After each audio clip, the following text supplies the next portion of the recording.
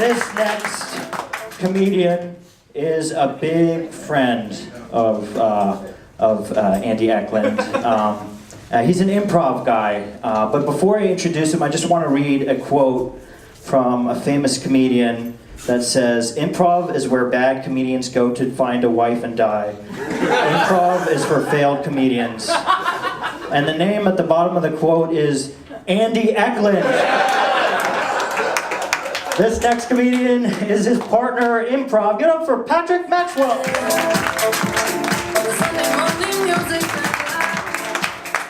Hey, thank you, James. Thank you.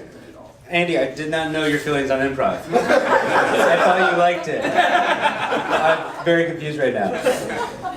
Andrew, Andy, AJ Thor, James, Eklund, I don't know if it's in that order or not.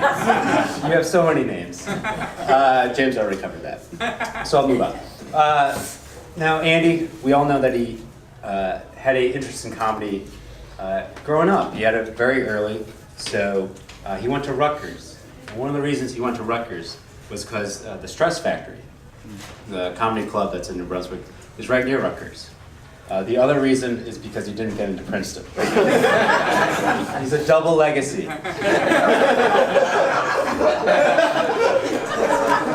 But like a lot of people that want to pursue comedy, after college he moved to a big city. Unfortunately for him, that city was Pittsburgh.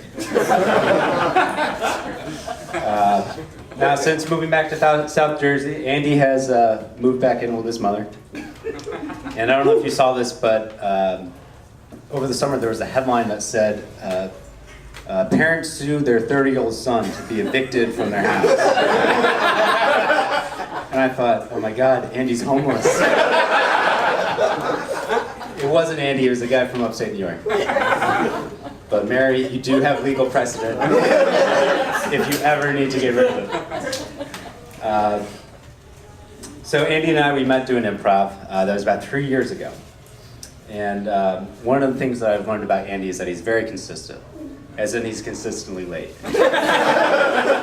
We mentioned Andy time earlier, it's a real thing. I think it's really just an excuse for Andy to show up 1 or 2 hours late. I don't know why he can't just be on Eastern Standard Time like the rest of us. It'd make meetings a lot easier. But we might do an improv, and now we do sketch a lot. We do a sketch show, a sketch duo called The Pat and Andy Show. We've written a couple of those. For the last show, I asked Andy to write a bunch of blackout sketches. So those are sketches that are really quick, usually under a minute, and they're kind of punctuated by a blackout at the end. Andy came back to me. You wrote all these black face sketches. I said, Andy, that's offensive. We can't do those. And then he went on like a 2-hour-long rant about our PC culture. I'm joking about that. Andy didn't write any sketches for the last show. To make it up, though, he did say to me that he'll be writing the entirety of our next show. What I imagine what's going to happen is he's going to run into the green room like 5 minutes before the show. He's not going to have any lines memorized.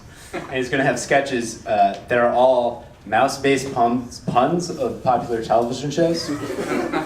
And he's pitched these shows to me before. So we have Mouse of Cards,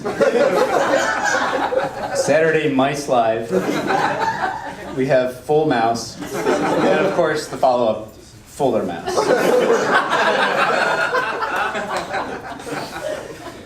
No, I just want to end talking a little bit about Andy's job. We all know that he works for an HVAC company. He works for Pantane's heating, ventilation, air conditioning, and money laundering. I hope nobody from work is here. But his degree from Rutgers obviously very much prepared him for this role. He majored in municipal HVAC permit management, and he minored in getting passed over for a promotion. But Andy,